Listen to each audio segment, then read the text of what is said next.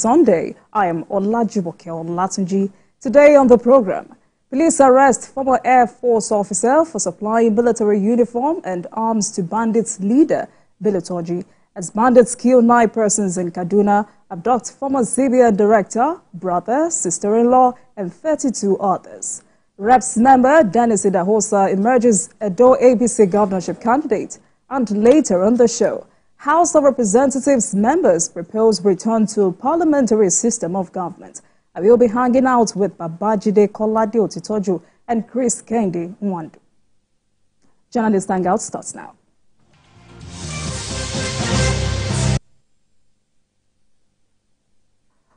Welcome back and thank you so much for staying with us. Let's begin with the menace of fake news and efforts to tame the menace.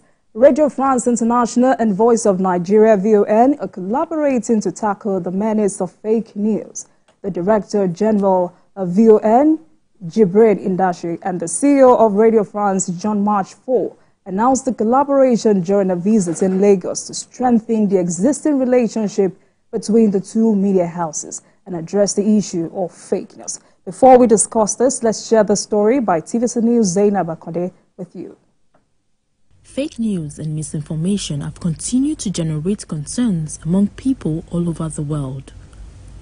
One of the major challenges faced by the traditional media is the spread of unfiltered and biased information through social media platforms. In addressing this issue, the Director General, Voice of Nigeria, Jibrin Ndace, and the management team of the Radio France International have joined forces to curb fake news and promote the development of traditional media.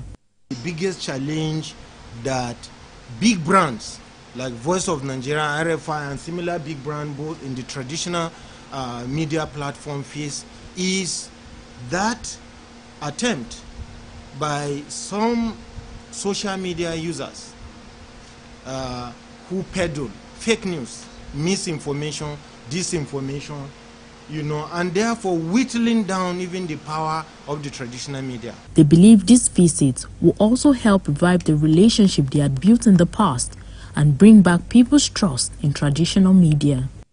I want Voice of Nigeria and RFI to work together so that we can help in closing the gap and bring back that authority, believability, credibility, trust that people all over the world have in traditional media. The only way we can do it is when we work together, by closing the gap, by working in a manner that we diminish the power of those who are in the social media space. We must work together in telling truthful, believable, credible, timely news and information about our own countries.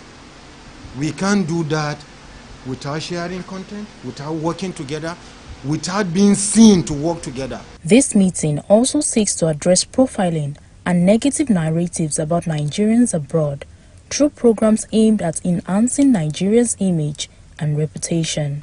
The Director and Chief Executive Officer of Radio France International, Jean-Marc Four, expressed willingness to work with the Voice of Nigeria, especially in the area of fighting fake news through the help of modern technology. Traditional medias like ours, like RFI, like Voice of Nigeria, is a major issue today, and we can do lots of things together on the radio broadcasting, but also now on the digital platforms, where this is where you have to fight fake news.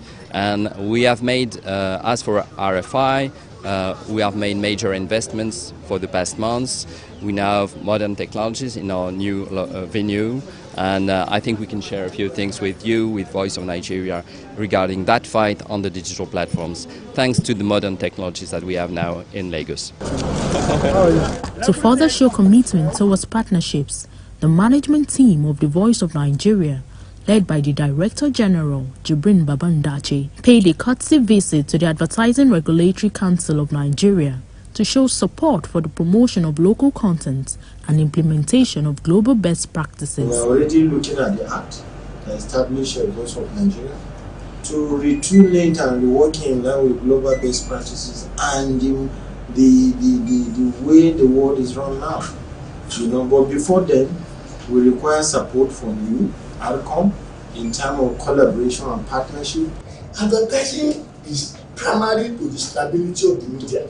There is no media house that will be stable today without advertising revenue. If it is government, you see the decision situation, but yet it still develop independent advertising. Some stakeholders in the advertising industry are deliberately killing the media. Now, should we as a regulator fold our hand? The answer is no. With partnerships like this, they believe traditional media will become the first point of call for credible information, and only truthful narratives will be promoted. Zainab Akonde, TBC News, Lagos. Right. Gentlemen, talk about renewing collaborations for the benefit of both media organizations. Sylvia. Yes, for the benefit of our country and its people, for the benefit of the world. Fake news is such a big problem now. You know, Farid Zakaria said the internet has put power in every finger, but not a sense of responsibility. You know, the internet is the biggest invention since light. We thank our stars that we have come, that we are part of the internet age. My son, my second son asked me one day, how were you people coping when there was no social media, no internet? I said, we coped. Well, we were doing better than you people. So because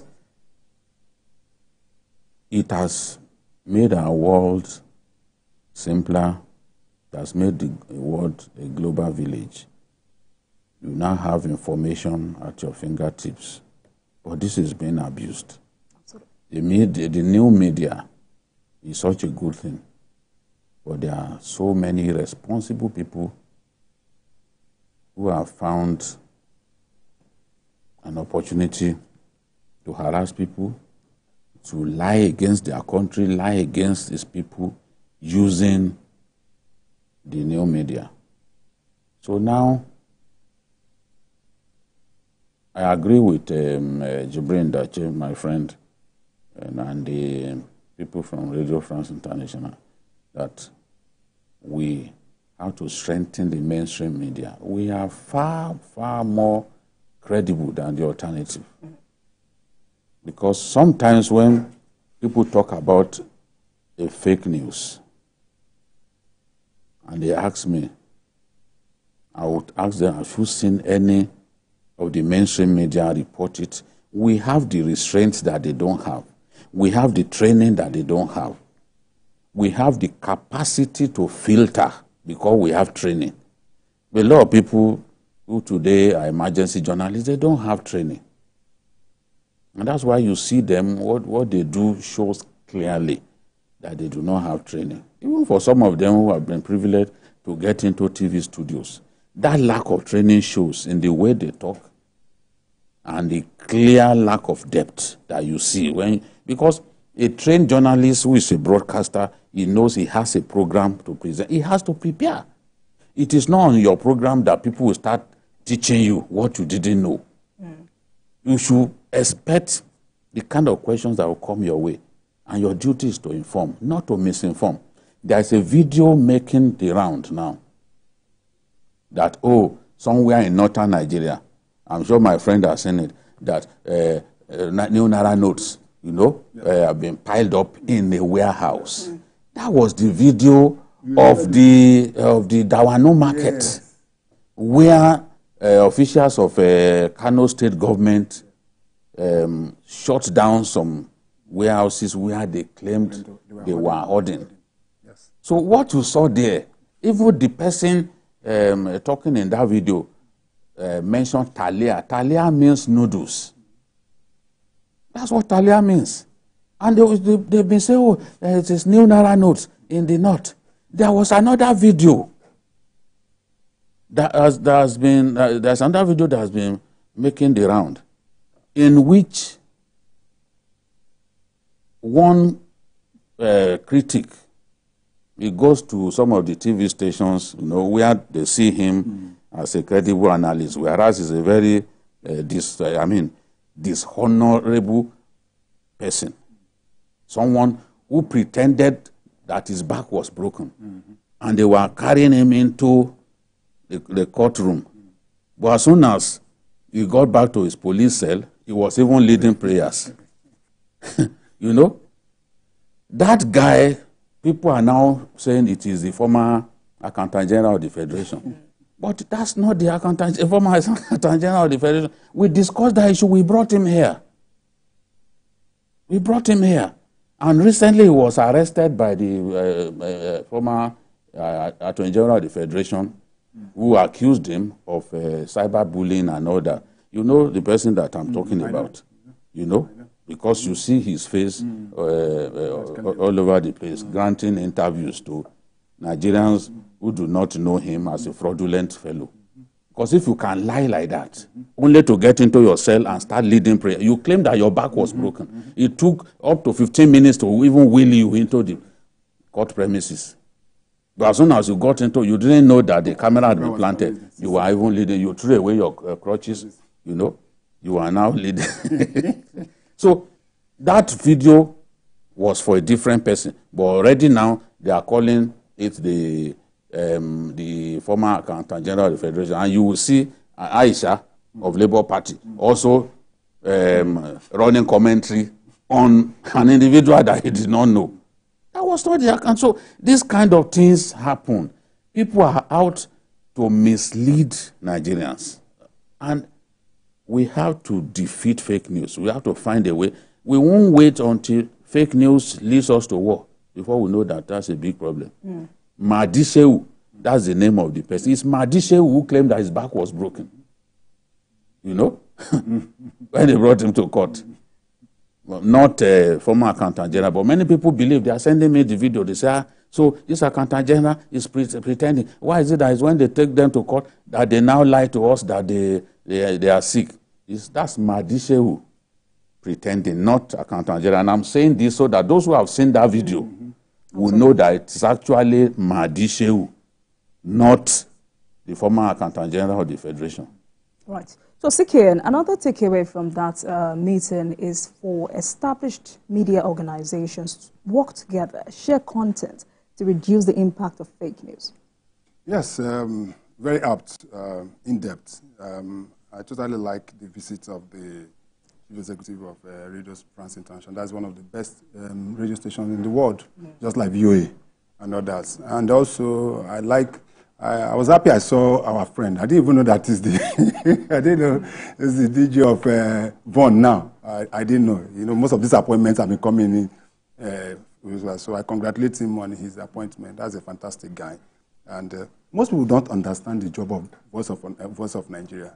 You know, because it's the external broadcast station of Nigeria. So the way you listen to VOA here, you listen to BBC here, that is how people across the globe are listening to VOA. So most of the time, their broadcast doesn't hit us internally. So they are doing a wonderful job, and I believe that anything that can be done to strengthen that organization should be done by the federal government, because that is our ears, our eyes to the world. And now to the issues that yes, there must be collaboration between several agencies, especially also the mainstream. But good enough, you come to realize that all the mainstream media are now online. As we are talking now, people are watching journalists hang out online, not even on television, because most people don't have the light to watch the program. Let me tell you how that was a day. BK and I, we are traveling. I don't know where we are going to that day. I think it was the or something like that. That he has to join. You remember that particular? I had to be the one. Yes, I was the one that was carrying. BK was, and I was the one that was carrying the phone. And you know that is for 2 hours. For 2 hours, I was holding the phone is full like this for us to be able to connect. That is the power of technology. But the fact is that our people have taken it too far. Let me give you a classical example. A few days ago, there was a report that the governor of former governor of Abia State, that $800 million was found in his house, and that EFCC have arrested him. And I was wondering, really? I had to. It took. That's a lot of money. A lot of money. They say cash. They found cash. It's still on Twitter. It's still on Twitter. He had to take me. I had to call his former commissioner of information. Yes. You people have this kind of. I'm telling you, I say, John Okiya, you are my friend. You people had this full. I never wanted. Did you give me one? He says, okay, don't mind those people. It's a lie. And he has taken a lot of time. In fact, this morning, some people are still sharing it on a platform that belong. It's for me to now say, no, this is not true. Okay. The chief of staff to the president, a few days ago, raised an alarm about certain information being spread around on social media about his person and the need for it. And that is just one out of so many. Right. But I have just to round up. But I also believe that the government have been paying lip service. Let me give you a very, very classic example. There is an organization that I represent. It's called GBPN. It's supposed to be an organization of bloggers, influencers, and the rest of them. Do you know that for the past 5-6 years, we have been trying to register that organization with CAC. The CAC have refused to register.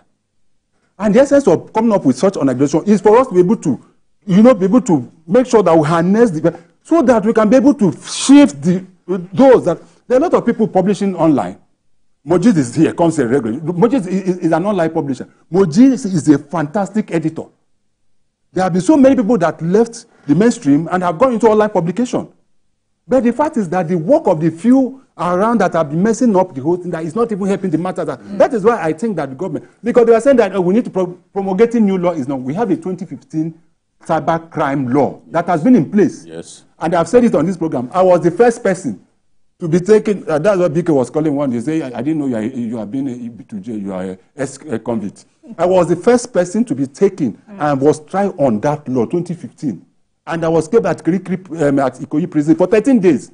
So we have enough law in the land to be able to bear the fact that are we putting it to use? That is the issue as it were. All right, then. I mean, before we move on, it's crucial to reiterate that Radio France International says it has made some investments in checking fake news, which is ready to share with any media house to fight fake news. So I hope media organizations make the best use of this investment. All right, gentlemen, let's move on.